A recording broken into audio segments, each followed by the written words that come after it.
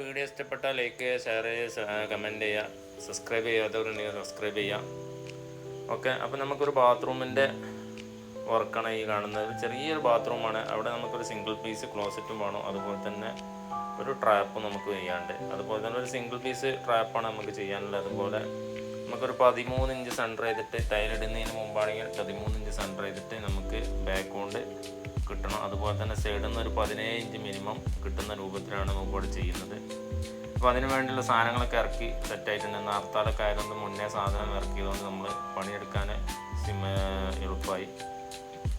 അതുപോലെ നമുക്ക് ഈ കാണിക്കുന്ന പോലെ തന്നെയാണ് നമുക്ക് ഔട്ട് സൈഡിലേക്ക് ചാടാനുള്ളത്. 45 വെച്ചിട്ടാണ് ചാടാനുള്ളത്.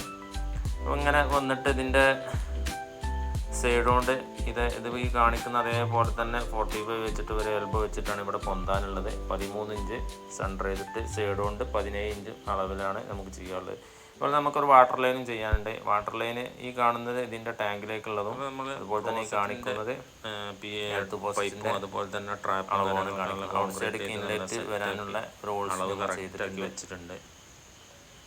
അതുപോലെ ടാപ്പ് ഒരു പോയിന്റ് ഷവറിൻ്റെ താഴെയായിട്ടാണ് ടാപ്പ് വരുന്നത്. ഷവർ വാൾവാണ് ഈ കാണിച്ചതൊക്കെ ചെയ്തിട്ട് ഷവറിൻ്റെ പോയിന്റും സെറ്റാക്കി നല്ല വൃത്തിയാക്കി തേച്ച്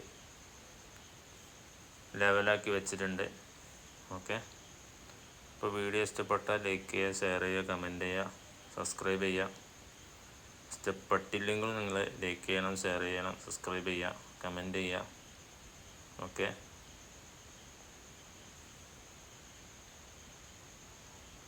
നിങ്ങളുടെ അഭിപ്രായം കമൻറ്റ് ബോക്സിൽ അറിയിക്കുക.